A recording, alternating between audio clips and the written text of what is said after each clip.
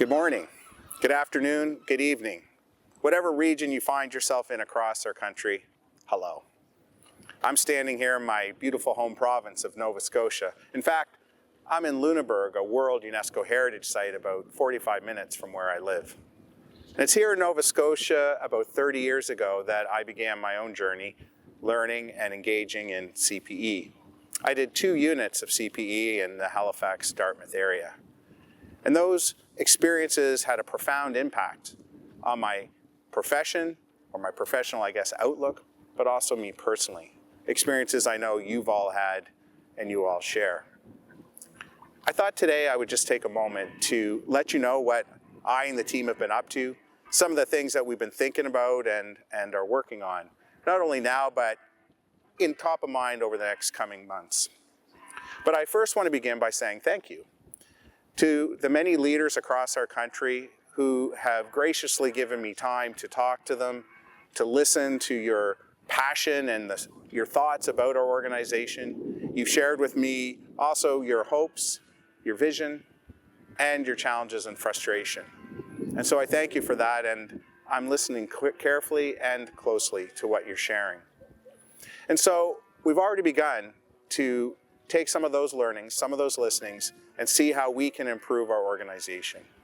And one of the things that I've heard loud and clear is that many of our volunteers are saddled with administrative and burdensome tasks. And so we are carefully looking at our systems, our processes, our technology, just the overall ways that we work to see how we can alleviate some of that burden from our volunteers so that you can offer what you offer best, your experience, your knowledge, your skills, and your wisdom to help us all advance our profession. Firstly, I want to work on bringing us together.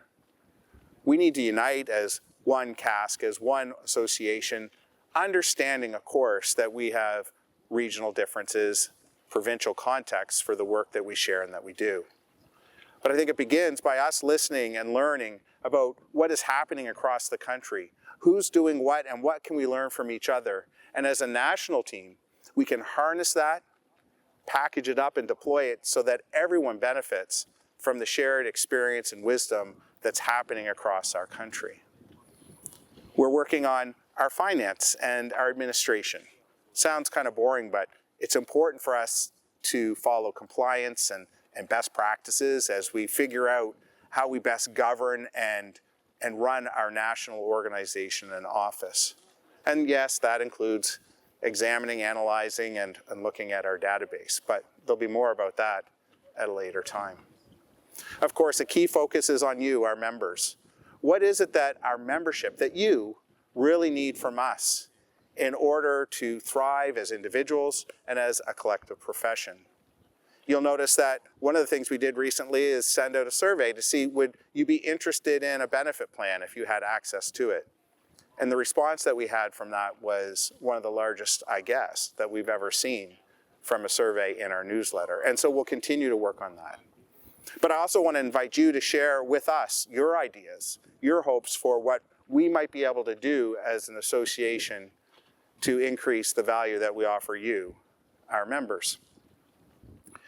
A big thing that we're looking at and focused on and continue to be, which you have been, is advocacy, is advancing our profession, is ensuring that the public and the decision makers in provinces and in health systems and other systems understand what spiritual health really means and the impact that each of you have on patient, client, and family lives and staff in your facilities each and every day. And so we'll be working on some tools and some ways that we can help support you with that. And finally, thought leadership. How do we become the national voice that people go to when it's concerning issues of spiritual care, spirituality in the workplace, and spiritual health overall? These are just some of the things that we're looking at as we figure out the best ways for us to govern, the best ways for us to become a high-performing organization, and how we can truly serve you, our members, so that it's a great experience for you and for those that are still to join us. As we make these changes and look at these systems, it's going to be painful at times. And we'll get a lot of it right, but I'm pretty sure we'll get some of it wrong. So I want to encourage you to be gracious and to be patient with us, to talk to us, to speak with us, so that we can learn from each other and that we can really grow this organization together and in the ways that we need to. This fall at our AGM, it's my hope that as a board, we have some strategic objectives that we can present to you, our members. It's important that we have a focus, not only now, but in the years to come, to ensure financial sustainability, growth, and thought leadership, and advocacy.